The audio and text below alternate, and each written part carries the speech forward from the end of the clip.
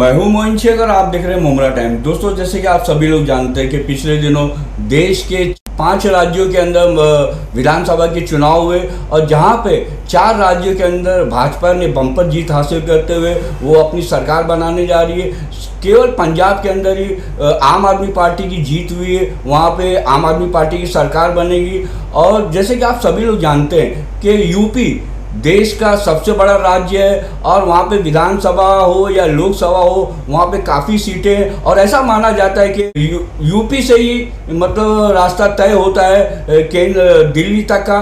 ये बात सभी लोग जानते हैं। तो यूपी के अंदर जिस तरीके से बीजेपी सरकार ने बम्पर जीत हासिल की है, उस बारे में आज हम बात करेंगे शहर के जाने माने चर्चित समाज सेवक नूरुद्दीन नाइक साहब से, जो खुद यहाँ पे हमारे साथ मौजूद है। सर, बहुत बहुत स्वागत है आपका हमारे चैनल मुमरा टाइम्स में। मैं आपसे जानना चाहता हूँ कि पिछले दिनों जो चुनाव हुए देश के 5 राज्यों के अंदर, जहाँ पे 4 राज्यों की अगर हम बात करें तो बीजेपी ने बम्पर जीत हासिल की है, तो खासकर यूपी का जो चुनाव हुआ था उसमें आखिर ऐसा क्या हो गया? महंगाई जो थी अपनी चरम सीमा पे थी, देश के जो युवा वर्ग है वो बेरोजगार थे, किसानों ने 1 साल तक का आंदोलन छेड़ रखा था भाजपा सरकार के खिलाफ। फिर आखिर इतनी बड़ी बम्पर जीत यूपी में कैसे हासिल हुई बीजेपी सरकार को? मोइन भाई, मैं आपका शुक्रिया अदा करता हूँ आपके चैनल का कि आप हमेशा मेरे न्यूज़ कवर करते हो करके। देखिए, आपने जो क्वेश्चन किया है मुझसे, पहले तो मैं बताऊं कि एंटी इनक्यूमेंसी इतनी थी पूरे भारत के अंदर बीजेपी के खिलाफ। देखिए, बीजेपी को सबने पहले मैं आपको बताऊं कि मुसलमानों का शुक्रिया अदा करना चाहिए कि बीजेपी 2 एमपी की पार्टी थी बाबरी मस्जिद शहीद होने के पहले, और 2 एमपी की पार्टी 2 मेंबर ऑफ पार्लियामेंट थे।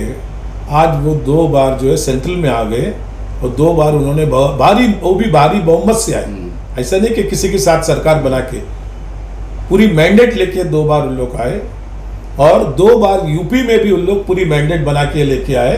मैं उनको मुबारकबाद देता हूं उनको, क्योंकि मुबारकबाद के लायक है वो कि उन्होंने जो काम किया, किस तरह उनके कैडर्स और उनके जो पूरे ऑफिस बेरर्स है और वो किस तरह काम कर रही है, पहले हमको सोचना चाहिए कि वो यूनाइट होके काम कर रहे हैं, यूनाइटली काम कर रहे हैं। और यूनाइटली काम करने के बाद में इतनी एंटी इनक्यूम्बेंसी के बाद में भी बीजेपी जीतती है, तो मैं उनको मुबारकबाद देता हूं, उनको सलाम करता हूं। उसकी वजह यह है कि मैं आपको बताऊं कि मुसलमानों को क्यों देना चाहिए उन्होंने मुबारकबाद। मुसलमानों को इसलिए देना चाहिए, 92 में जो बाबरी मस्जिद शहीद हुई, उसके बाद में मुंबई में देखते हैं अब क्या हुआ, 93 में ब्लास्ट हुआ जो कि नहीं होना चाहिए था। फसादात हुए, फसादात किसने कराई ये सबको मालूम है, मेरे को बोलना नहीं है करके। मुंबई में जो फसादात हुए, फसादात के बाद में जो यहाँ पे जो है शिवसेना ने राज किया 5 साल, शिवसेना ने 5 साल राज किया। फसादात के बाद में आप जानते हैं कि भाई 93 में क्या हुआ करके, जो कि नहीं होना चाहिए था वो हो गया। अगर मुसलमान उस वक्त जो इनके साधु संघ है सनातन धर्म के, कोर्ट में केस तो आज बरसों से चल रहा है, इसका ताला किसने खुलवाया? पहले बाबरी मस्जिद का ताला कौन खुला? कांग्रेस पार्टी, राजीव गांधी ने खोले। हाँ, वो ताला बंद था, वो लिटिगेशन में मामला था, बंद था, बंद रहने देने का था। यहाँ उन्होंने सोचा कि मैं इनको खुश कर दूंगा, हमारे सनातन धर्म को, और फसाद भी अगर हो गया तो मुसलमानों को अगर मार पड़ेगी तो उनके मलहम लगा देंगे, ये मलहम लगा देंगे, ये काम था। ठीक है, अब वो हुआ।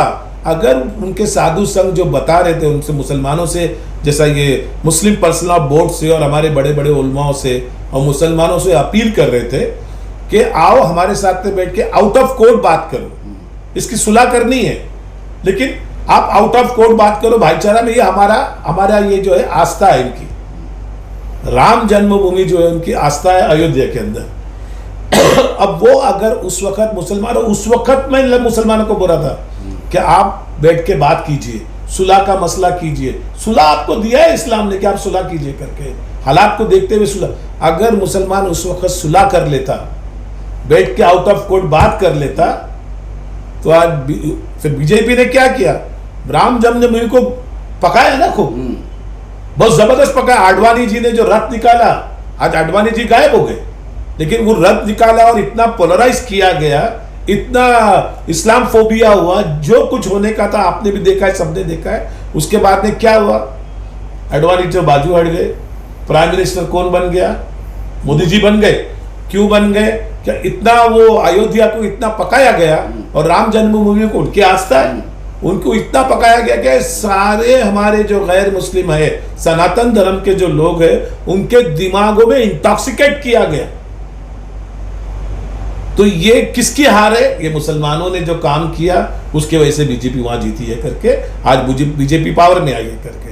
अभी आपने जो बोला कि भाई इतनी, आज महंगाई मुद्दा कुछ नहीं रहा, आज बेरोजगार मुद्दा कुछ नहीं रहा, आज इंसानियत मुद्दा कुछ नहीं रहा, हिंदूवादी और हिंदुता जो है वो हावी हो गया, और यही कारण है, यही कारण है। और यूपी में आपको बताऊं, देखो यूपी ऐसी जगह है जहां सिर्फ धर्म के नाम से राजनीति होती है। अभी ये भी आप देखोगे जो पोलराइज किया गया वहां पे, ये तो मैं यूपी वालों को सलाम करता हूं कि मैं वन साइड जाके उन्होंने 95% जो है ना वो समाजवादी पार्टी को वोट किए। समाजवादी पार्टी को मुसलमानों का शुक्रिया अदा करना चाहिए, वरना समाजवादी पार्टी के तो गुल हो गए थे। जो आज जो उनको मिला है, जो भी उनके 125 126 कुछ मिली है, और मुसलमान कुछ 36 जीत के आए हैं, तो सब काय के समाजवादी पार्टी के, समझे। नूरुद्दीन भाई, मैं एक सवाल और रोक के आपको और पूछना चाहूँगा कि जैसे कि यूपी की हम चर्चा कर रहे हैं, तो यूपी के अंदर जो नतीजे है, चुनावी नतीजे, जहाँ पे समाजवादी जो विपक्षी पार्टियाँ हैं, जिसमें समाजवादी पार्टी एक बड़ी पार्टी विपक्ष के तौर पे, उसने 125 सीटें जीती है। और हैरानी वाली बात ये है कि बसपा, जिसकी जो सुप्रीमो मायावती, जो 4 बार वहाँ की चीफ मिनिस्टर बन चुकी है, उनका भी अपना वोट बैंक है, काफ़ी बड़ा जनाधार है यूपी के अंदर। आखिर क्या वजह रह गई कि बसपा जैसी पार्टी को केवल एक सीट मतलब आती है चुनाव के अंदर जीत के? तो मेरा सवाल ये कि जो बसपा का जो वोट बैंक था, तो वो वोट बैंक कहाँ चला गया? देखो ये एक हैरान और परेशान कर देने वाली बात है कि मतलब आखिर बसपा का जो वोट बैंक था वो कहाँ चला गया? बसपा पे जो है ना, पहले हम भरोसा नहीं कर सकते मायावती के ऊपर। मायावती जो 4 बार या 3 बार जो है वहां पे मेंबर ऑफ सीएम बन चुकी है करके, मायावती ने अंदर से सेटिंग कर ली। मायावती ने क्या किया, क्या उन्होंने मुसलमानों को टिकट बांट डाले। ये उनका मायावती का गेम पहले से ही है। आज मायावती जो है वो मुसलमानों पे ठेकरा फोड़ रही है, क्या मुसलमान ने मुझको धोखा दिया, गद्दारी की है। उन्होंने वन साइड जाके एसपी को सपोर्ट किया, समाजवादी पार्टी को, समाजवादी को उन्होंने सपोर्ट किया। अरे भाई, तुम्हारी पार्टी कहीं लड़ी नहीं रही थी, तुम तो घर में बैठे थे, लड़ी नहीं रहे थे, तो मुसलमान क्या करता? ये मुसलमानों ने सबका ठेका लेकर रखा है। क्या मुसलमानों ने तुमको वोट देना चाहिए, तुमको जिता के देना चाहिए, और मुसलमानों को किसी ने नहीं जिता के देना चाहिए। आप देखो आज कांग्रेस हार गई। जो कांग्रेस इतनी बड़ी पार्टी है, 1855 से सब में पहले बड़ी पार्टी कौन है? कांग्रेस है। इतनी पुरानी पार्टी जिन्होंने आजादी की जंग भी लड़े, समझे, आजादी की जंग लड़े। आज वो पार्टी किधर चली गई साहब? कांग्रेस ने तो रूल किया है ना यूपी के अंदर कई साल, तो कांग्रेस को वहां से सीट नहीं मिली। अच्छा नूरुद्दीन भाई, आप ये मानते हैं कि मतलब जो बसपा के जो वोट थे, जो उसका वोट बैंक था, वो पूरा भाजपा को चला गया, भाजपा को पूरा वोट चला गया, क्योंकि मायावती की सेटिंग अंदर से हो गई थी कि भाई पूरा। और मैं एक बात बताऊं, अभी देखिए ये हो गया कि इतना इंटॉक्सिकेट जहर भरा गया है, इंटॉक्सिकेट किया गया है जहरों में, दिलों में, दिमाग में हमारे जो है ना गैर मुस्लिमों के इतना भर दिया गया है कि आज उनको कुछ नहीं दिख रहा है। महंगाई, अब वो बोलते भाई 2000 रुपए लीटर पेट्रोल होगा हम ले लेंगे, कितना भी महंगा होने तो हमको वांदा नहीं। लेकिन हमको जो है, जो बीजेपी ने जो काम किया, क्या काम किया? आर्टिकल 370, उसके बाद में तुम्हारा ट्रिपल तलाक, उसके बाद में तुम्हारा ये सीए, समझे, ये सारे तुम्हारे मुखालिफ, उनका बोलना ये सारे जो काम थे ये कांग्रेस नहीं कर सकती थी, 70 साल में उन्होंने नहीं किया, बीजेपी आके 7-8 साल में उन्होंने करके बता दिया करके। अब उनको पूरा जो है ना, उन्होंने एक लीडर उनका बना लिया कि मोदी हमारे लीडर है करके, और अब योगी ये लीडर है करके, ये दो उनके लीडर हो गए करके। अब उनको तीसरे लीडर की जरूरत नहीं है, जो ये दो बोलेंगे वहां वोट गिरेगा। हमको लग रहा था, हमने वीडियो देखा, हमने सब कुछ देखा कि यार बीजेपी का जो है हालत खराब है। हाँ, लोग बोल रहे थे, सारे न्यूज चैनल बोल रहे थे बीजेपी आपको लगता है कि अकेली लड़ती है। पहले ये दिमाग में हमारे बिठाना चाहिए, बीजेपी कभी भी अकेले नहीं लड़ती है। बीजेपी के पास 200 संगठन है और उनकी मेन जो है वो है आरएसएस। बिल्कुल। उसके बाद में आप देखो सारी जो है ना, जो उनके संगठन है वो उनके साथ में 200 संगठन है, प्लस पूरा मीडिया जो है उनके साथ में है, पूरे अधिकारी और ब्यूरोक्रेट्स उनके साथ में है। आप कैसे जीतोगे? आप जीतोगे कैसे? नूरुद्दीन भाई, जैसे कि आप भी अच्छी तरीके से जानते हैं कि कांग्रेस पार्टी जो है भारत की एक समय तक काफ़ी बड़ी पार्टी मानी जाती थी। उसने कई साल भारत के ऊपर राज किया। फिर आखिर क्या वजह है कि कांग्रेस दिन ब दिन कमज़ोर होते जा रही है, उसका पतन होते जा रहा है। एक समय था जब भारत के कई राज्यों में कांग्रेस की सरकार हुआ करती थी, अब वो केवल कुछ राज्यों में सिमट के रह गई। कांग्रेस क्या वजह है कांग्रेस पार्टी के पतन की? कांग्रेस का प्रॉब्लम ये हुआ है कि आपको नहीं लगता कि पंजाब के अंदर जिस तरीके से मतलब हवा बनी हुई थी कांग्रेस पार्टी की, उसकी सरकार भी थी, लेकिन जो सिद्धू जो वहाँ के मतलब प्रदेश के अध्यक्ष, उन्होंने जिस तरीके से मतलब उनका बड़बोलापन जो मंत्रियों, चीफ मिनिस्टर के खिलाफ या फिर उनके पार्टी के मंत्रियों के खिलाफ वो जिस तरीके से बोलते रहे, और जो पार्टी का जो अंतर कला था, जो आपसी गुटबाजी थी, वो पार्टी को ले डूबी। देखिए, कांग्रेस में हाथ में गुटबाजी बहुत है, आज से नहीं है, पहले से। कांग्रेस को क्या था, कांग्रेस के जितने नेता है ना, ये खादी के कपड़े पहनते थे, व्हाइट एंड व्हाइट, और टकाटक रहते थे। उनको लोगों से जाके मिलना जुलना उनका कोई काम नहीं था। उनको लगता था यार हम तो कांग्रेस के लोग हैं, हम हमेशा ऐसे रहने वाले हैं, अब आबाद ऐसे रहने वाले हैं। ग्राउंड पे उतर के काम नहीं करते, वही बोलने जा रहा हूं मैं। उन लोग कभी ग्राउंड पे काम नहीं आते थे। कभी इनके कोई भी सीएम बोलो या कांग्रेस के और भी नेता बोलो, उन्होंने कभी पब्लिक का फेवर लिया ही नहीं है करके। पब्लिक को वो समझते थे क्या वोट डाल के हमारा हो गया, अब हम तो है राजा हो गए, और राजा को प्रजा जो क्या कर सकती है उनके हाथ में, समझे? प्रजा को जो करना था करके बता दी करके। कांग्रेस की सब में बड़ी गलती है कि कांग्रेस यूनाइट नहीं है। आज क्या हालत है, आज तक उन्होंने अपना प्रेसिडेंट नहीं चुना है, आज तक उन्होंने अपना प्रेसिडेंट नहीं चुना है। इतनी बड़ी पार्टी है, उनके पास कोई स्पीकर नहीं है, कोई स्पोक्स पर्सन नहीं है, कोई लीडर नहीं है। यूपी के अंदर प्रियंका गांधी अकेले लड़ रही थी, अकेले लड़ रही थी। आप सोचो कि किस तरह यूनाइट हो गए। पहले हमको ये गौर फिक्र करना चाहिए कि बीजेपी के लोग जो है, जो हिंदुवादी लोग हैं, वो कैसे हाथरस में जब बेटी का रेप हुआ, उसको जलाया गया, उसकी मां खड़ी थी इलेक्शन में, कितने वोट मिले उसको? 1500 वोट। हाँ, वहां से भी बीजेपी जीती। लखीपुर में जहां इतना बड़ा किसानों का ये आंदोलन चला, और किसानों के वहां, किसानों के साथ में जो रौंदा गया, इतने लोगों को वहां से मार दिया गया। 8 सीटें थी, 8 से 8 के 8 सीट जो है वो बीजेपी को आ गई करके। तो गलती किसकी है? जिन लोगों को अंकलेश को जिसके पर भरोसा था, उन्होंने धोखा दिया। अंकलेश को ये था कि भाई यादव और ये, उन्होंने बिल्कुल धोखा दिया। वो वन साइड जाके बीजेपी को डाल दिए। अगर वही वोट अंकलेश की तरफ घूम जाते तो शायद अंकलेश सीएम बनता। लेकिन अब ये उनको सोचना चाहिए। हमने हमारा यूपी के लोगों, मुसलमानों ने हक अदा कर दिया। अब उनके साथ में क्या होने वाला है वो अल्लाह बेहतर जानता है। उनके साथ में क्या होगा वो अल्लाह बेहतर जानता है। तो यूपी के लोगों ने वन साइड जाके जो 90% जो है समाजवादी की पार्टी में डाले, इससे समाजवादी पार्टी की सीटें जो 47 थी उससे बढ़ गई, वरना नहीं बढ़ती, समझे? अब आगे क्या है वो उनको सोचना चाहिए करके, समझे? और मुसलमान तो कहीं भी खड़ा नहीं है।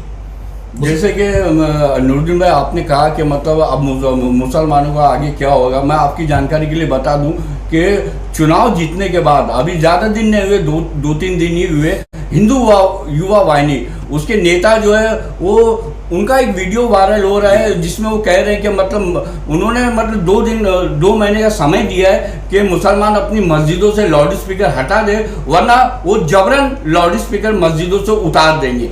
तो कैसे देखते हैं ये देश जो है मतलब किस दिशा में जा रहा है यूपी का चुनाव होने के बाद? आप देख लीजिए, ये तो चालू हो गया, लेकिन उनके खिलाफ कौन खड़े हो गए आप मेरे को मालूम है? शाहीन बाग की औरतें खड़ी हो गई। वो जो हिंदू युवा वाहिनी जो है, उनके जो लीडर है, शाहीन बाग की औरतों का आपने शायद न्यूज नहीं देखा होगा, उन्होंने कंप्लेंट की, एफआईआर लॉन्च की उनके खिलाफ, और उन्होंने चैलेंज किया उनको, शाहीन बाग की। मैं उन औरतों को सलाम करता हूँ और उनकी हिम्मत को दाद देता हूँ, उनकी हिम्मत अफजाई को उनको दाद देता हूँ और शुक्रिया अदा करता हूँ कि कोई भी मुसलमानों ने आवाज़ नहीं उठाया, लेकिन वो हमारी बेटियों ने, हमारी बहनों ने जो है आवाज़ उठाया और उसको चैलेंज किया है कि तुम्हारी हिम्मत है तो तुम पहले शाहीन बाग आके बता दो, हमसे मिलके बता दो। तुम जो हमारे मस्जिदों की बात कर रहे हो ना, वो तो बात की बात है, पहले आइए शाहीन बाग में आके हमसे मिलिए करके, फिर हम आपको बताते हैं कि हम, तो ये बहुत बड़ी बात है और ये होने वाला है। इसलिए मैंने पहले ही बोला था कि मुसलमानों को बहुत संभाल के रहना चाहिए, आर्गुमेंट कुछ नहीं करना चाहिए, आर्गुमेंट करोगे आप फंसोगे करके। अब बैठ के बात करना चाहिए, कोर्ट में कानून, अगर वो ये बोल रहे कोर्ट से बढ़कर है क्या कोई? नहीं, हाँ, कानून से बढ़कर कोई नहीं है। तो आपको कोर्ट को मूव करना पड़ेगा कि भाई ये हरकतें हो रही है, ये वीडियो है, आप मुसलमान कोर्ट में ही नहीं जा रहा तो उसको क्या करोगे आप करके? वो कोर्ट में जाने को तैयार नहीं, क्योंकि वहां खर्चा आता है, पैसा कौन खर्चा करेगा? आज मुसलमानों का सबसे बड़ा आलमिया जो है वो खर्चा करने को तैयार नहीं। देखिए, कोई भी वकील जो है ना फ्री में आपके केस नहीं लड़ेगा, वो बोलेगा ठीक है, और बड़े, इसके लिए बड़े वकील मांगता है, छोटे वकील ये चलते फिरते वकील की काम नहीं है उसके अंदर। अब उसके अंदर बड़े वकीलों को खड़ा किया जाए कि किस, और ये नहीं कि भाई ये बोला जाए कि ये जो है एक पीस लिविंग कमेटी है, दोनों भी, ये अपना सनातन धर्म और ये मुसलमान, इनके बीच में दरार डाल के दोनों को लड़ा के देश का नुकसान होने वाला है करके, नुकसान तो देश का होगा करके। आप मुझे बताइए। रुद्र भाई, मैं आपको रोके एक सवाल और पूछना चाहूंगा कि जिस तरीके से पंजाब के अंदर मतलब आम आदमी पार्टी ने जो शानदार जीत दर्ज की, उसको कैसे देखते हैं यार आप?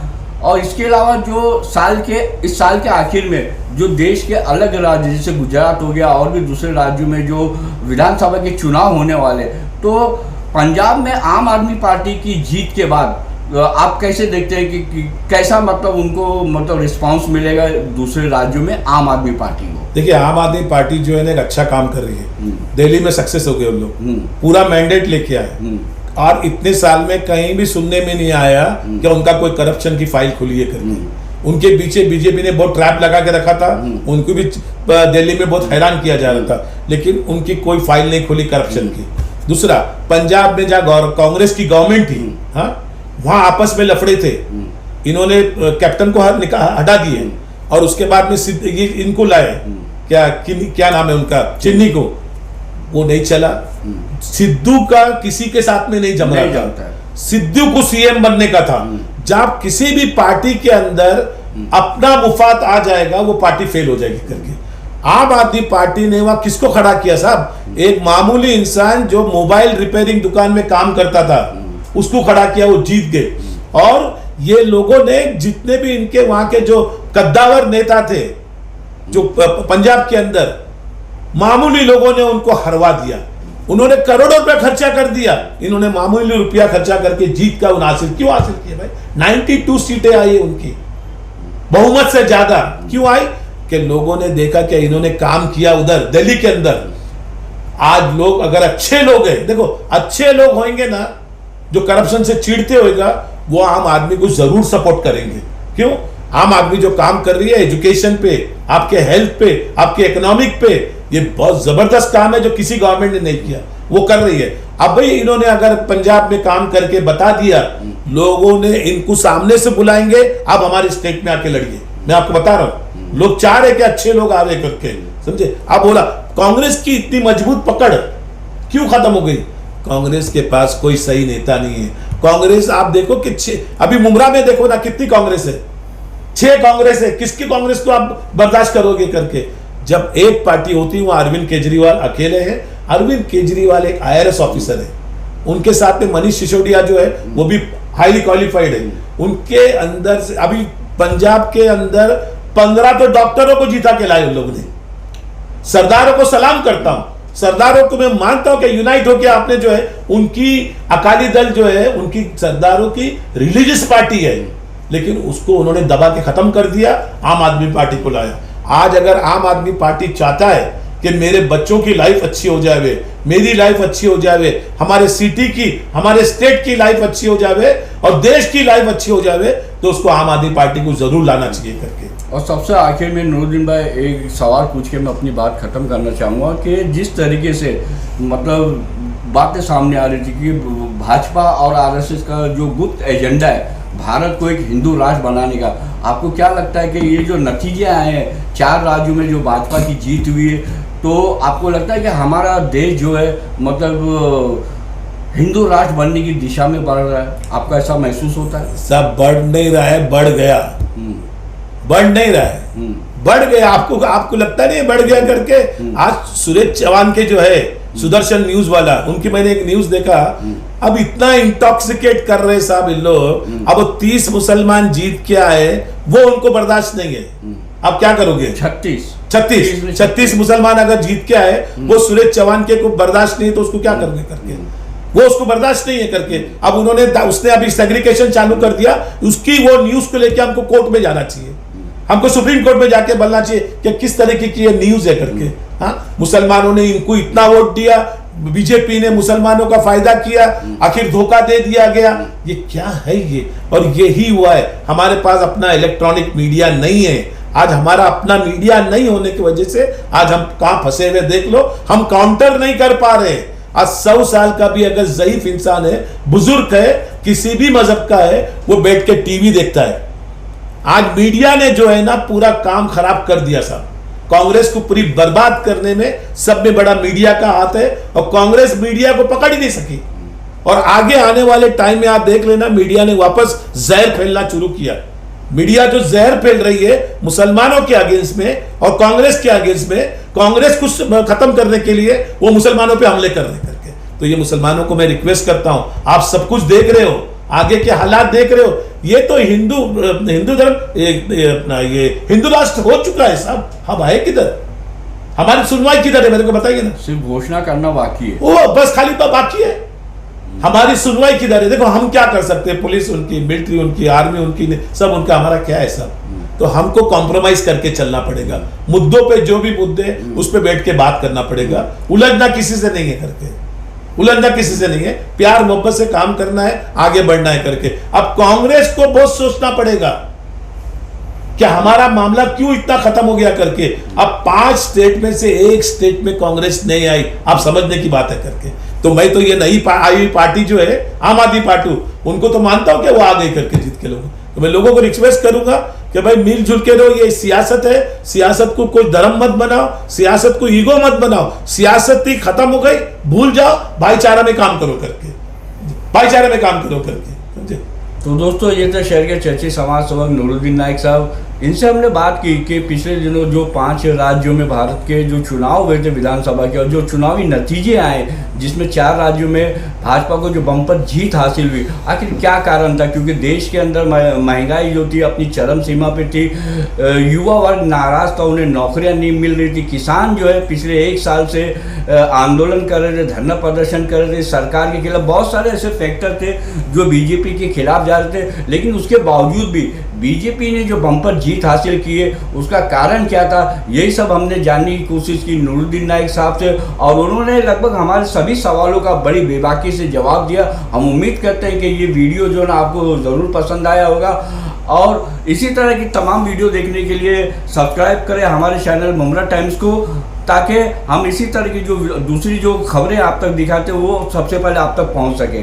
तो मैं इजाज़त चाहूँगा, आपको फिर मिलते हैं एक नई खबर के साथ। जय हिंद, जय हिंद, जय महाराष्ट्र।